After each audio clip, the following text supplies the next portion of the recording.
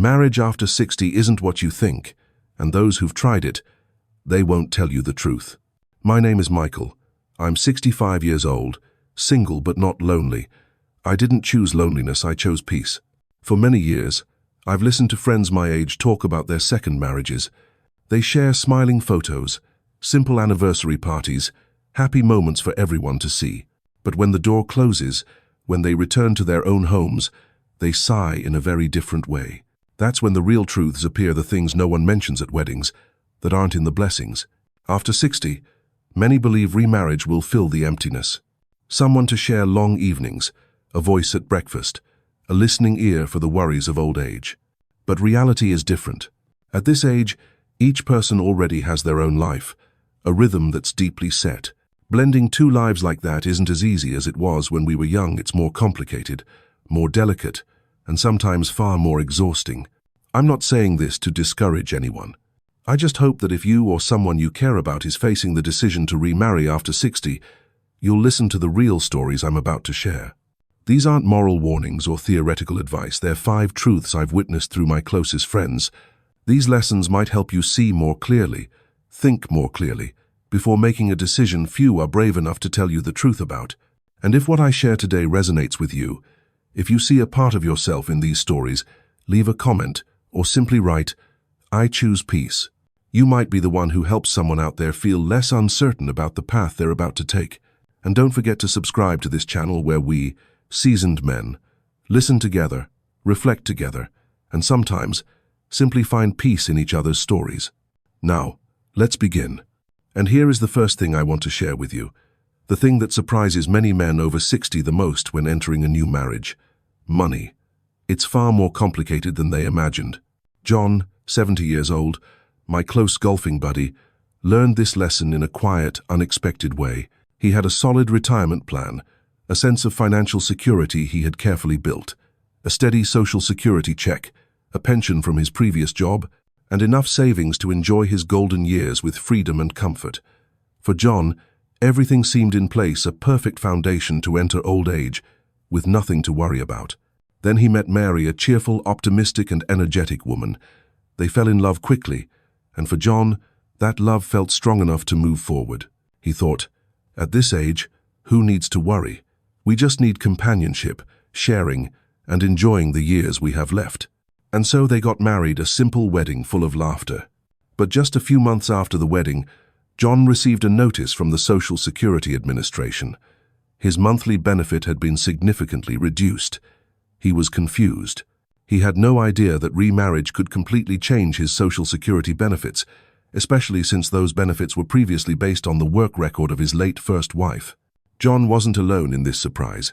Many men his age don't realize that the law has very specific and complex rules.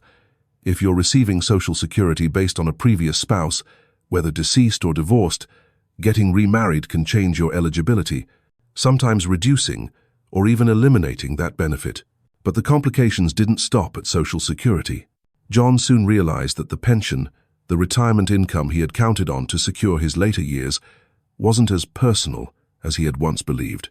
In many states, laws say that assets earned or used during a marriage can be considered joint property. Even though the pension account was in John's name, marrying Mary could bring that pension into play for the new spouse in case of certain events like a divorce or if John were to pass away. And this led to an even more complex issue: estate planning.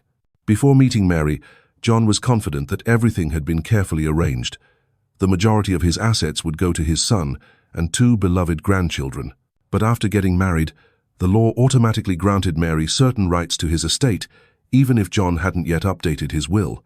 If John were to die before Mary, his new spouse could legally claim a portion of the estate, potentially shifting his original intentions completely. There was another factor John couldn't ignore: Mary's financial situation.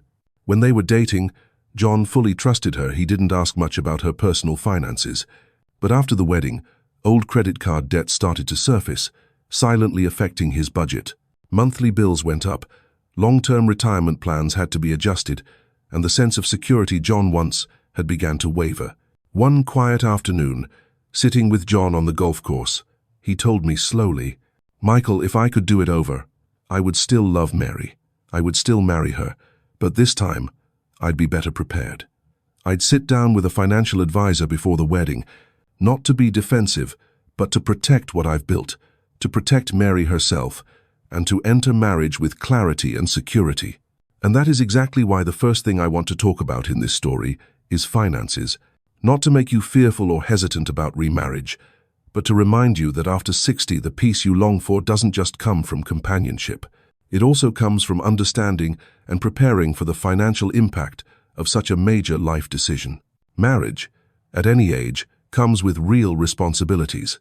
But after 60, those responsibilities require greater awareness and intentionality because it's no longer just about you. It's also about the loved ones around you, your children, your grandchildren, and the legacy you've spent a lifetime building. And that showed me something important. Peace after 60 doesn't always begin with love sometimes. It begins with careful and proactive financial preparation before starting a new chapter of life. But finances are only one part of the picture. There's something else even more subtle, more silent, but with just as powerful an impact on marriage after 60, family. The second thing, and perhaps something many don't anticipate, is the issue of family. A place we expect to be a source of support can, at times, become the biggest challenge when someone chooses to remarry in later life. I think of Betty, 68 years old, a gentle, quiet woman I met through a mutual friend. Betty lost her husband over 10 years ago. During that time, she stayed deeply connected with her children, cared for her grandchildren, and was present at every family gathering. To her kids, Betty was a spiritual anchor, the keeper of everything that remained after their father passed away. When Betty met Richard, a widower as well, they found companionship, empathy, and a desire for partnership in their later years. Betty believed her children would be happy to see her happy again. But things didn't go as she had hoped. After the marriage, the atmosphere at family dinners shifted completely. Conversations that once flowed freely became cautious. Her son's eyes no longer looked at Richard with ease. The grandchildren felt awkward sitting next to this new grandfather. No one said anything outright, but the silence was enough for Betty to sense that Richard wasn't as welcomed as she had imagined. I once spoke with one of Betty's sons. He said, "We want Mom to be happy, but things are just different now. Richard's not my dad, and I've started to worry about everything my parents built, whether it's still intact." And Betty's story isn't unique. Blended families formed by combining two established lives, are far more complex in later years than for younger couples. When a young couple marries, they start from scratch, building a home, shaping a life, and creating new traditions. But at 60 or older, each person brings with them an entire world, grown children, family memories, spiritual and material legacies. And that's what makes blending harder. Children may feel like someone is replacing their mother or father. Even if they don't say it, loyalty to memories keeps them distant from the new partner. They worry that family traditions will fade, that holiday meals won't hold the same meaning anymore. On top of that, there's another quiet worry in the minds of children: inheritance. When a parent remarries, it becomes a sensitive topic even if no one says it out loud. Children may wonder, will the new spouse affect the assets we always thought belonged to the family? What about the house, the savings, or the precious heirlooms? No one may speak up, but the feeling is real. Betty once confided in me that what saddened her most wasn't the silence, it was the growing emotional distance. Family gatherings became less frequent. Phone calls got shorter. And even though Richard tried to be close, the atmosphere between him and Betty's children never felt as natural as she'd hoped. This doesn't mean all families will react this way, but the second truth I want to emphasize is this. When someone remarries after 60, it's not just two people entering the marriage. The children, the grandchildren, the memories and family ties, they all come along in their own way. And that requires more patience and sensitivity than you might expect. I don't share Betty's story to make you hesitant. I share it to remind you that behind personal happiness, there are wider family relationships, connections built over decades that can be hard to balance. When you decide to remarry after 60, what's needed is not just love for your new partner, but also the emotional readiness to navigate changes in family dynamics. Have open conversations with your children and grandchildren. Listen to their concerns, reassure their worries, and set clear boundaries when it comes to traditions, property, and family values. This second truth about the complexity of family isn't as loud as the story of finances, but it quietly shapes the peace you hope to find. And when you understand this clearly, you give yourself a better chance to move forward with intention, with greater care, and while preserving the most important connections in your life. Some things are easy to notice from the beginning, like finances or family dynamics, but there's something more subtle, harder to anticipate, that often challenges marriage after 60: emotional expectations. The third point, and one that many seasoned individuals have to discover for themselves, is the difference in emotional expectations between two people entering marriage at this stage in life.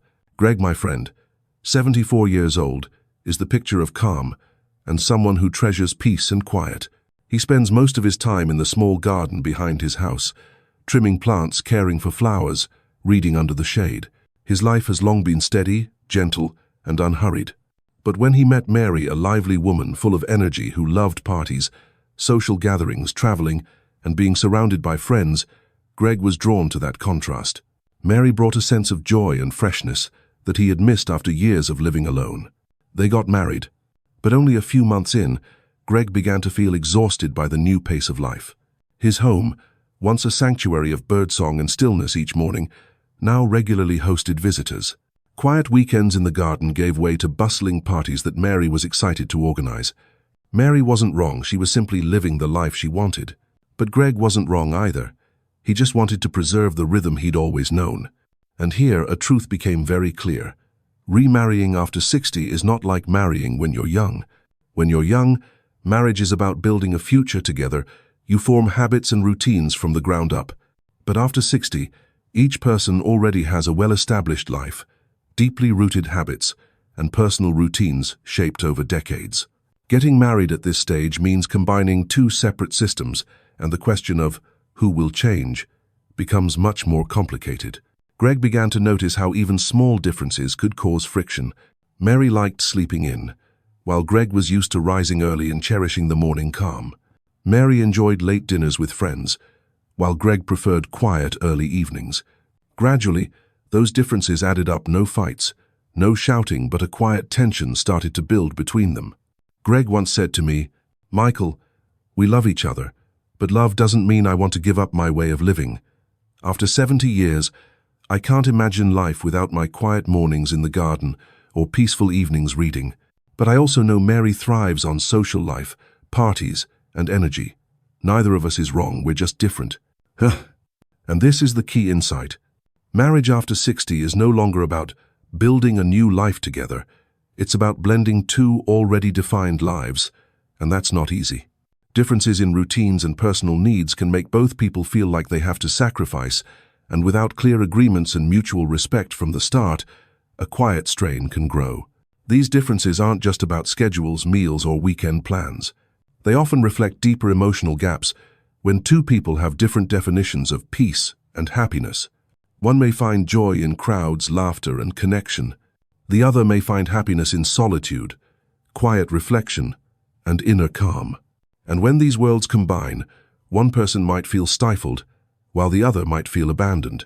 I share Greg's story not to say these differences can't be reconciled. But the third truth I want to emphasize is this. After 60, before entering a new marriage, ask yourself honestly, am I truly willing to change my lifestyle? Is my new partner willing to accept my way of life? Can we find common ground without either of us having to give up something essential? Greg and Mary eventually found their own solution. They agreed to spend private weekends together, while Greg kept his quiet mornings in the garden, and Mary continued to enjoy her own social gatherings. They didn't try to force a shared rhythm. They allowed both lives to coexist side by side, with mutual respect and understanding. This third point about emotional expectations isn't obvious from the outside, but it quietly exists in every late-life relationship. When you understand it clearly, you'll be better prepared. Communicate more openly, and most importantly, avoid the silent fatigue that Greg once experienced. Sometimes, the things that make marriage after 60 complicated don't come from emotions or personality differences. Some risks lie quietly in the papers you sign, in the legal rules you overlook, and they can silently lead to serious consequences. The fourth truth, and perhaps the one people least like to talk about, is legal risk, something you often don't realize until it becomes a real problem. I immediately think of Linda, 66 years old, a kind, well-loved woman in her community. After her husband passed away, Linda lived alone in the small house she and her husband had built together over 30 years. Her children were all grown, each with their own families, but they often visited, gathering in the home full of memories. Then one day, Linda met David, a warm, devoted man who had also lost his spouse. They found comfort in each other and decided to get married. Before the wedding, a close friend advised Linda, "You should get a prenuptial agreement to protect your assets and everything you've built." But Linda hesitated. To her, a prenup sounded calculating, even unromantic. She thought, "We're both over 60. All we need is trust and love." And so they married with no prenup. But just a few years later, David fell seriously ill and had to be hospitalized for an extended period. By law, Linda automatically became the person authorized to make David's medical decisions, even though her relationship with his children was distant. When David passed away, things became even more complicated. Assets Linda thought were hers alone, including the home she had lived in most of her life, were suddenly subject to estate distribution laws. David's children filed legal claims for a share of their father's assets, including Linda's house. A dispute began. It dragged on and left Linda emotionally devastated. Linda's story is one of the clearest examples of what happens when you don't legally prepare before remarriage. No matter how simple or sincere a late-in-life marriage seems, it is still a legal contract. It automatically changes property rights, impacts estate planning, and can affect medical decision-making when one spouse becomes incapacitated. Many people at this stage in life don't realize that once you marry, your new spouse gains automatic legal rights to your property, even property you owned before the marriage. That means if there's a disagreement, if someone passes away without updating their will, or if one partner falls seriously ill, financial and medical decisions may no longer follow your original intentions. A prenup, a prenuptial agreement, is not a sign of mistrust. It's a tool to protect both people, to protect the spouse, to protect each person's children, and to preserve what has been built over a lifetime. It allows both partners to enter the marriage with clarity, reduce misunderstandings, and safeguard the peace they both hope for. In addition, updating your will after remarriage is just as important. An old will that hasn't been revised to reflect a new situation can lead to confusion, conflict, or unintended distribution of assets. Later, Linda told me, "Michael, I don't regret loving David, but if I could do it again, I wouldn't let emotions drive my decisions completely. I would get a prenup, sit down with my children and explain things clearly, and I'd make sure my will was updated. Not to protect myself from anyone, but to protect everything I've spent my life building, and the peace I found, even if it came late." This fourth point about legal risks is often something people don't want to think about when they're feeling hopeful and in love again.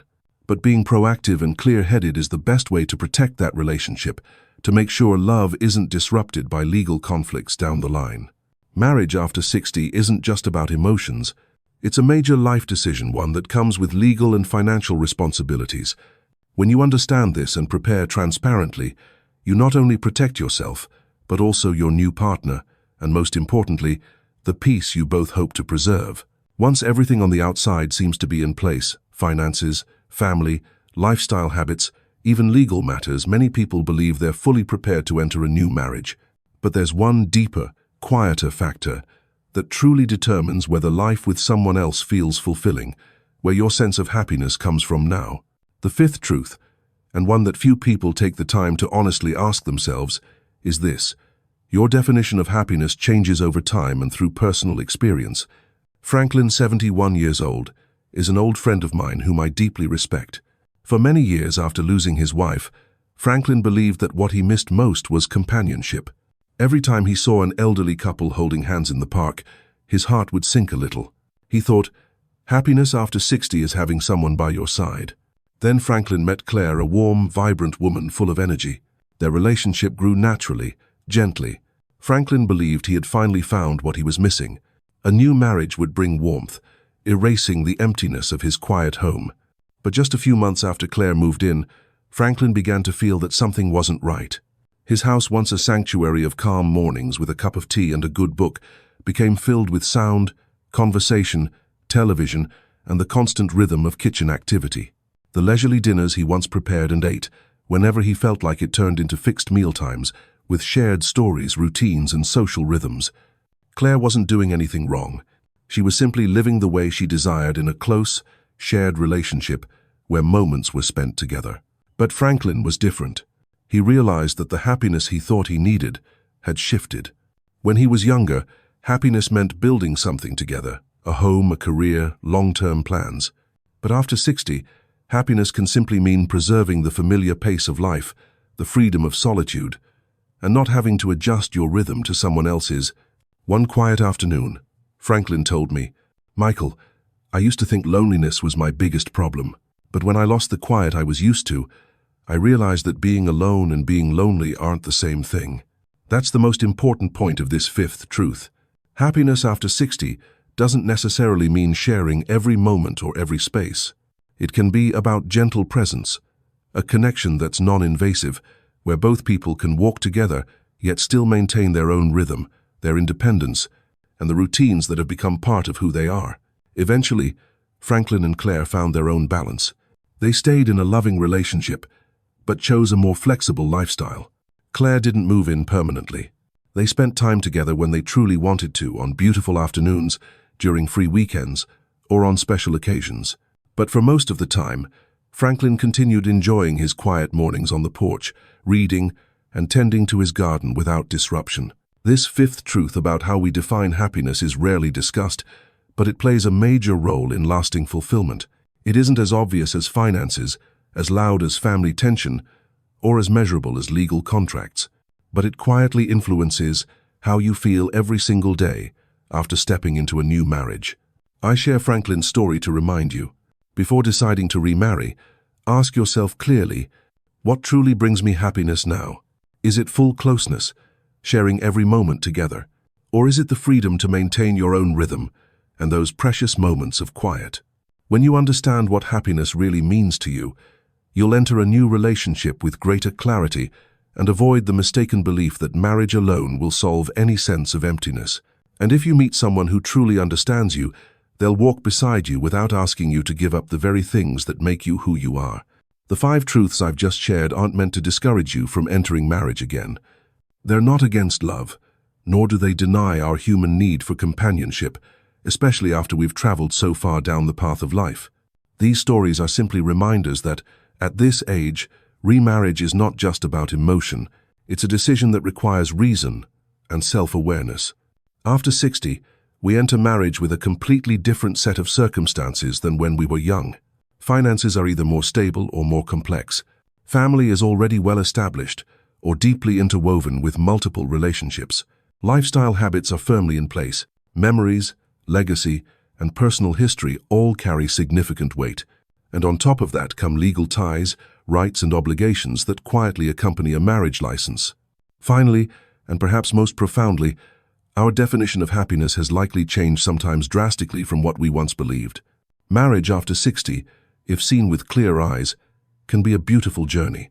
But for it to truly be beautiful, it must be entered with clarity. Clarity doesn't mean a lack of romance.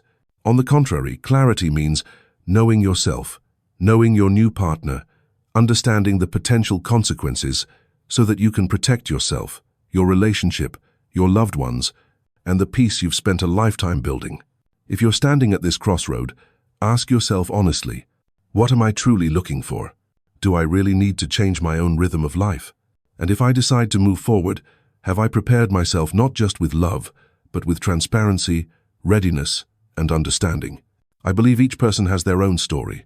Some remarry and find new joy. Others choose to remain alone and discover a deep, lasting peace.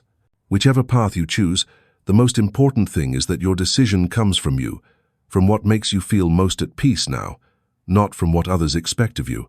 If you've listened this far and have a real-life lesson or a personal story, whether you've remarried or chosen to live alone, please share it.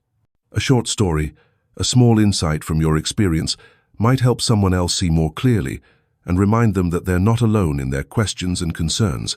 And if what I shared today resonates with you, feel free to hit subscribe and leave a comment. This will be a space for seasoned men who've lived long enough to understand that happiness has no template. Happiness is simply living in alignment with what brings us the deepest peace.